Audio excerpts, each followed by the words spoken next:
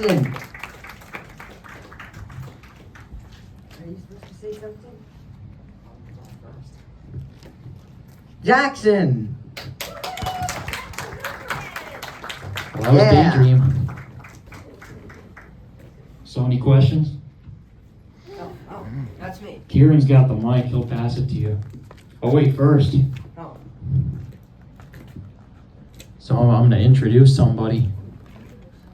I never could have made this movie if it wasn't for one person. And this person doesn't need an introduction. I think everything we just saw on the screen speaks for itself. And I think she's on her way up right now. Yeah.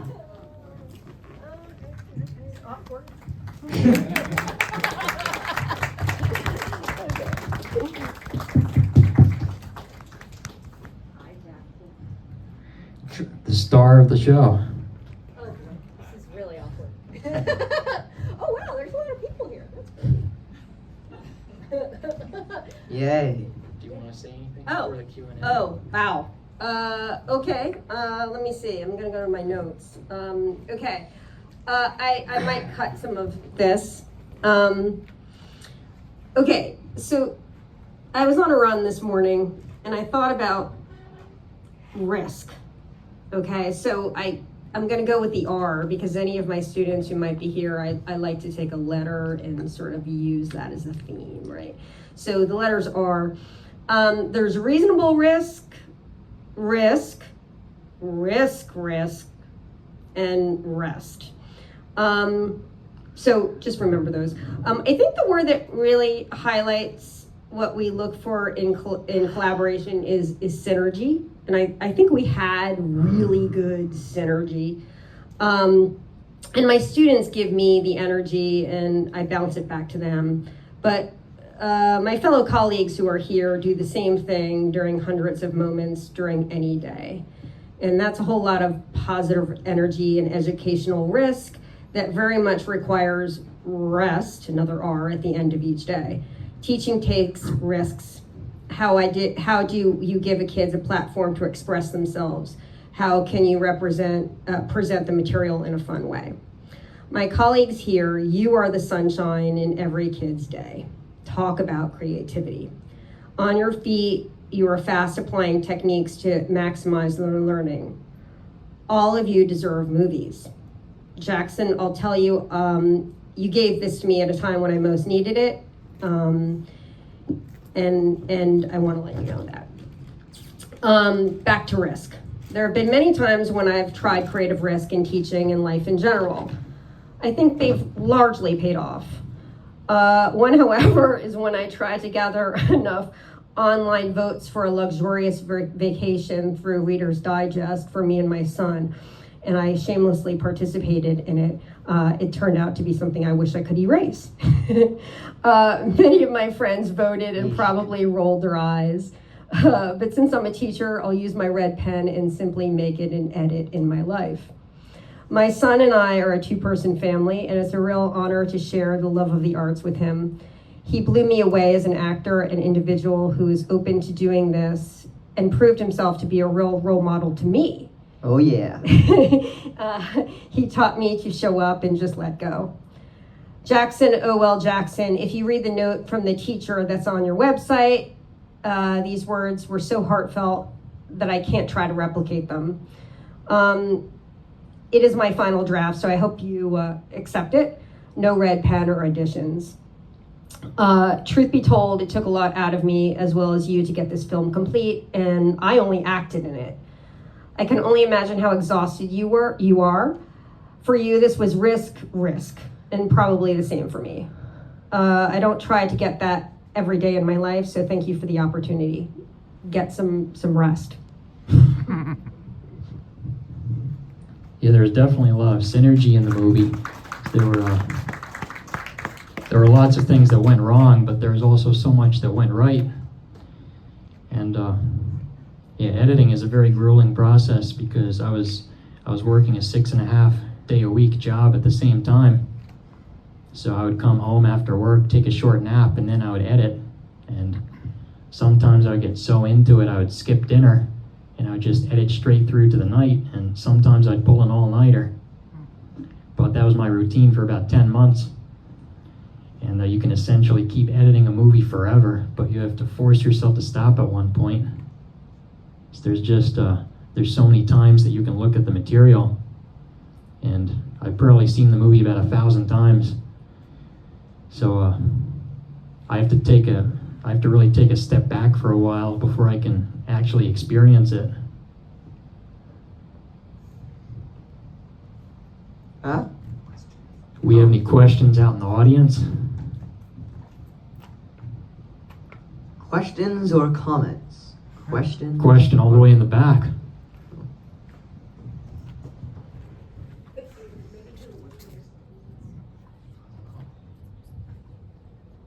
What were the hardest challenges filming it? You asking me? Anyone. Oh. Jackson, you can take this one. I think they're all for him. Wait, they're all for me? Oh, shoot. Say that again? Well, sleep. I didn't get a lot of sleep. It was fun. The classroom scene, that was very difficult to put together. Yeah. It wasn't only the first time I ever worked with child actors, but that was the most actors I ever worked with on a set before. And we had no child wrangler. Maura pretty much doubled as that during that scene. And it was so chaotic because it's a very long sequence. It's like a 10-minute long scene in the beginning of the movie. And, there were lines that they were being dropped, and so we were improvising along the way. And there was just so much going wrong, so we got to the point where we had to get the actors out of there within a half hour, and we still had more than half the sequence to shoot. So we were just taking everything rapidly in one-shot takes, and we were just improvising everything. And we just put the camera at the back, and Maura was just improvising all of her lines for that scene. So that was definitely tough to shoot. I would say that was probably the hardest part. I forgot all my lines. I mean, I was terrible. And the only reason I got my lines together was because of Emily Spencer. So she is my student, was my student. She just graduated. And so I just kind of imagined we were in a classroom, and then my lines came back. So. Any other questions? One in the back.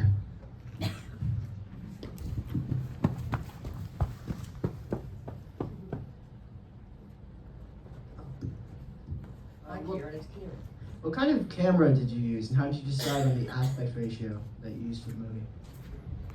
That's a good question. We shot it on Canon.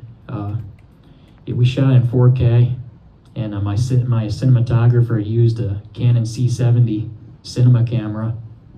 It's a pretty top-of-the-line Canon camera, and I knew right from the beginning that I wanted it to be in the 4x3 because I wanted to give the movie a very nostalgic feel. I wanted it almost to feel like it's this character is just having this memory of events. Like I wanted the whole thing to almost take place within his mind. Like the whole thing is just him thinking back on his childhood. And when you think back, I wanted to give it that look visually, like everything feels hazy. And I wanted it to be a more intimate piece, so I wanted us to focus on the characters.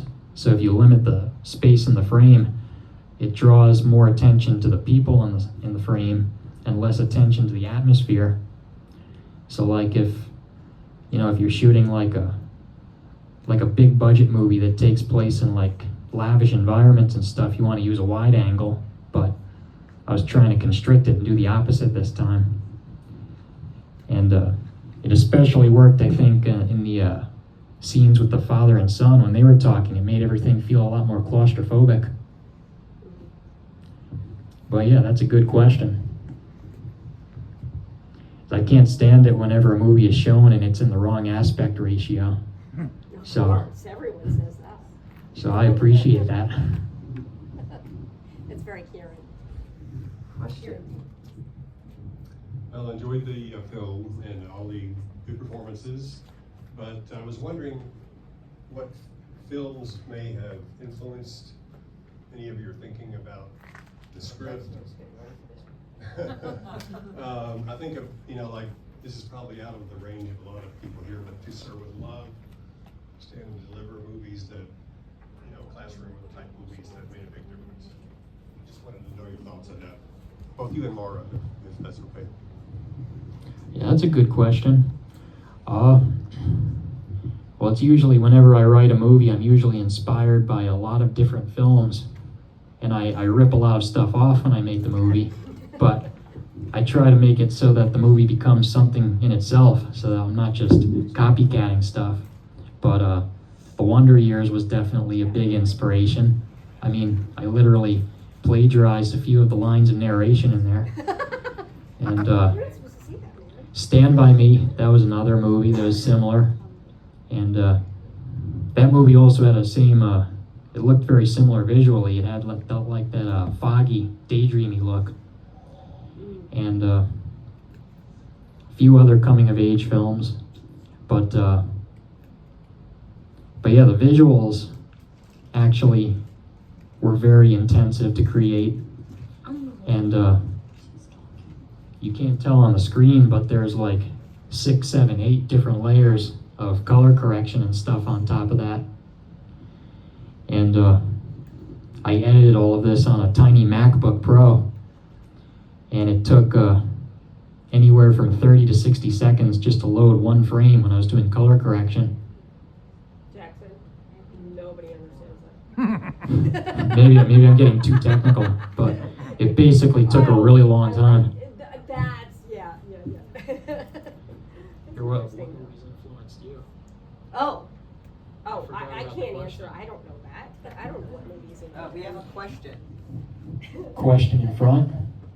Hi Maura, you played really well in the movie as a teacher, but if we really want to encourage our kids at home, how to read and write, you can help. If we don't get teacher like you, how can we do that?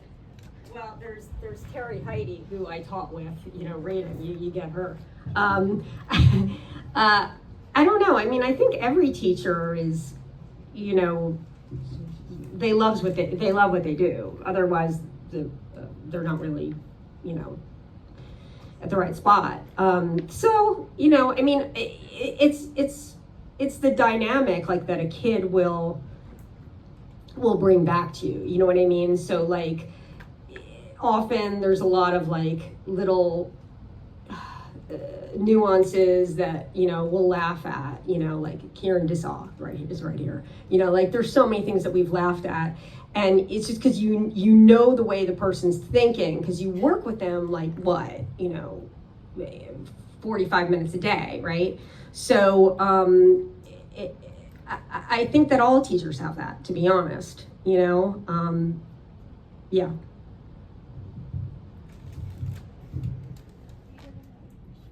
Another question up front.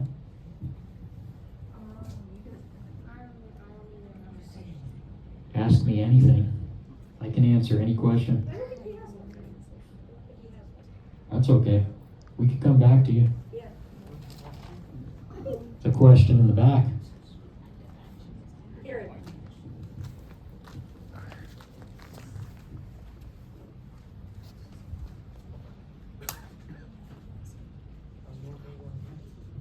Oh, no, I'm good. Yeah, I'm gonna first. Curious to know, did you have anyone mentoring you or guiding you on things, or did you have someone to bounce ideas off of, or you just were winging it? I mean, I have a friend named Gerard Amsalem, and he's a French filmmaker, and he was giving me advice during pre-production. He recommended that I get a good cinematographer, and he was just giving me tips on that. But no, for the most part, I was just winging the whole thing. I mean, I didn't know how to get this thing made when I wanted to make it, so it's all just about going step by step and just taking the next logical step. And I just learned, there was a learning experience along the way. I learned how tough it is to make a movie. And I was just, when you're trying to make it all by yourself, you're just hearing no all day long, and you just have to keep going until you finally get a yes.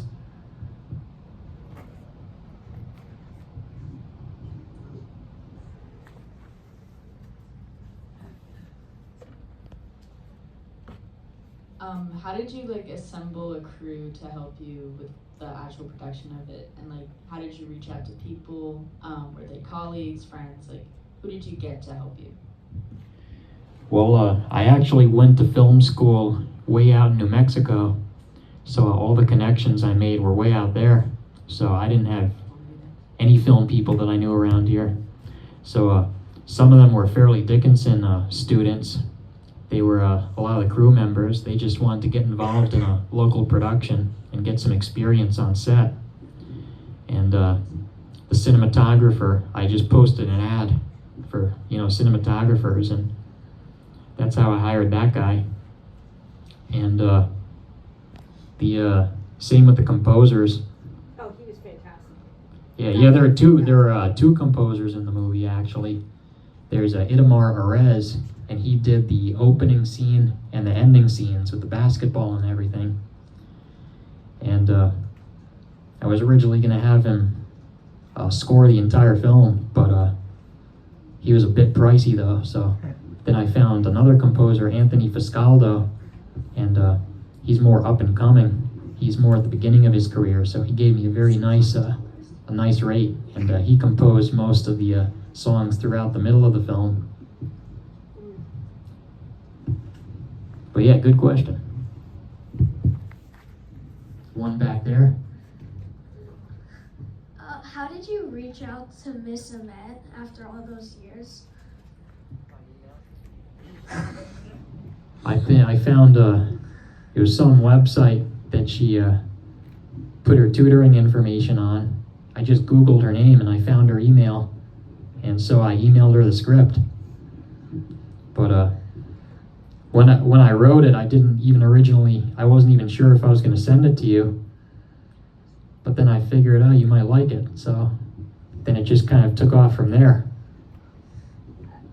I want to say that when I read it, it was one of these like life-changing moments, and you know it, right? And so I'm reading it, and I'm dumbstruck as it's happening, and I knew that I gotta be honest, I wanted to say no in terms of doing this, but I knew Kieran was. Oh, I was in Williamsburg? Okay. So Kieran was, is supposed to be in it, and he said, I'll only be in it if you're in it. And, right, so that's what happened. No, I was in Williamsburg. No, okay, it doesn't really matter. So, but it was really magical, the moment within it, yeah. And I wouldn't have done it if she didn't do it. So it kind of all came together. I can't believe I did it. It feels like a daydream. But I knew she could do it from the beginning. Now I'll say a few notes about the ending, that the entire ending sequence was all improvised. It was all an afterthought. None of that was in the script. We were constantly behind schedule during the whole shoot, but then on the final day we actually finished with an hour to spare, and we had this house rented out for another hour. And it was actually the idea of my assistant camera, Alex, who saw that there was a basketball court in the backyard, so we figured we could shoot a little B-roll back there. So we shot it without even the intention of it ending up in the film. But then when I started cutting it together in the editing room, it came together so nice. And I knew I needed something to go with it. So the scene where Maura is packing up her car and sitting in the car in front of the school, that was just thought up like the day before we shot it. Oh, yeah. That was like the last thing that we shot. As well as all the narration. I mean, none of the narration was in the script either. I would write it while I was at work, and then when I came home at the end of the day, I would record it on my iPhone. And I felt like the movie had a lot of silences in a lot of places, and I felt like it really needed it just to fill the gaps. But a ton of this movie happened at the last second.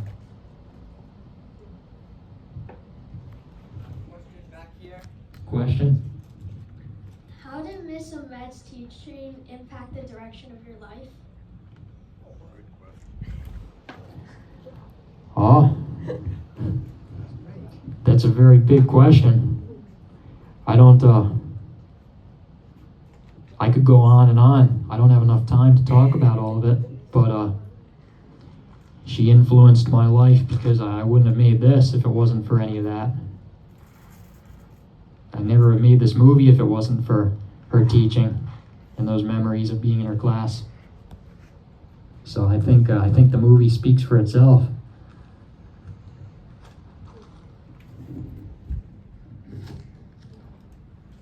Any other questions? It's one more. Did you film mainly in chronological order?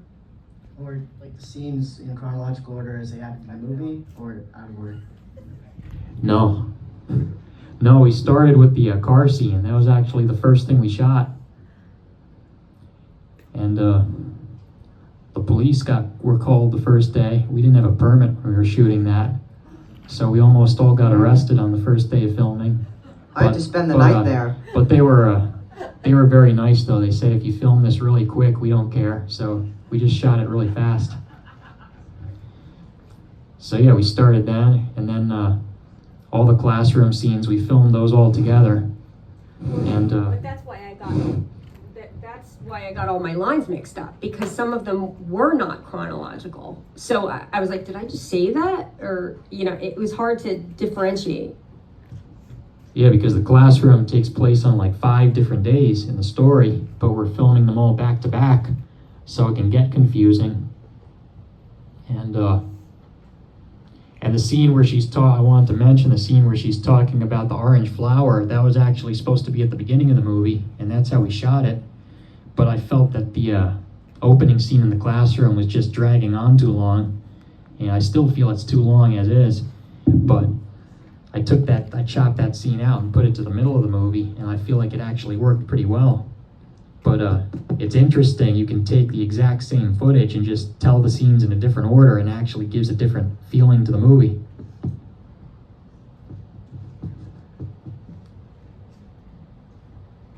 Right there. It's another question. No. Did a great job, by the way. Yeah, no, the one thing this is really not a question, this is really a statement. The statement is, it's so good to see someone make a film that is showing the positive aspects of the teaching profession. And it is a profession. And thank you. And also, Miss Aimette, I look forward to your next feature. Thanks. Daydream 2. On Netflix in 2030. Daydream, the director's cut, a whole extra 2 minutes of footage.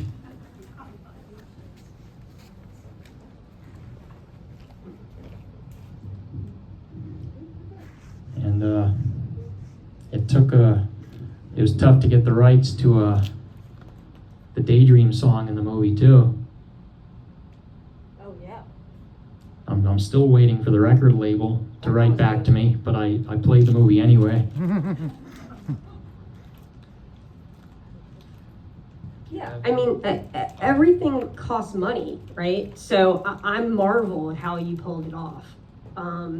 Even like when the dad was watching television, you couldn't do modern TV in the background because you'd have to pay for that, right? So you had to get things that were free, and I know a lot of money went into the Daydream song, so Yeah, that was His Girl Friday on the TV, and it's a public domain movie, so I didn't have to get permission for it. I actually noticed, this is loud. I actually noticed, remember I was telling you, Jackson, because you were sitting next to me, that the song, that old-fashioned song, who was actually saying like, it was something about like opening up, and it was the exact opposite of what the discussion between the father and Nick was. Whatever you do. Oh yeah, whatever. Oh, you that's do. really Yeah. interesting. Yeah, that was a song I picked at random, but then I noticed that, yeah, when I was cutting it together. If you take a song that's more than, I think, 95 years old, the copyright expires. So it had to be before 1930, pretty much. Oh wow. It's my favorite year.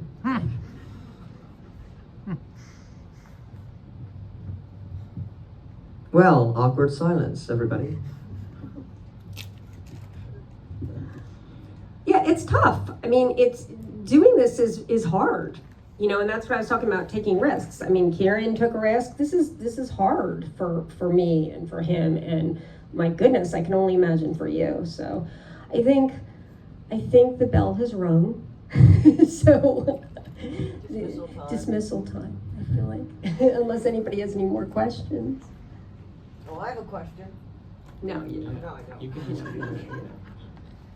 Okay, so Oh yeah, we're making an extended cut of this movie, by the way, to bump it up to 75-80 minutes. So all that information is on the website, and you can actually be a part of it if you're interested. We're using everyday people telling real life stories about people that influenced them in their life, kind of making it into documentary / narrative fiction. And I think it'll add an interesting angle. So if you're interested in actually appearing in the movie, just contact me.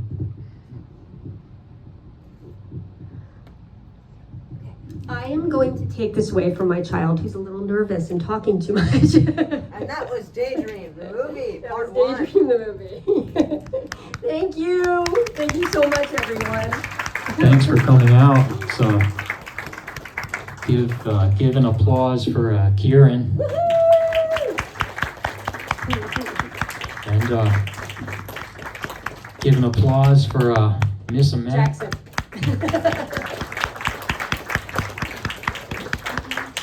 And for Jackson, who took a major risk. Risk. And now you need to rest.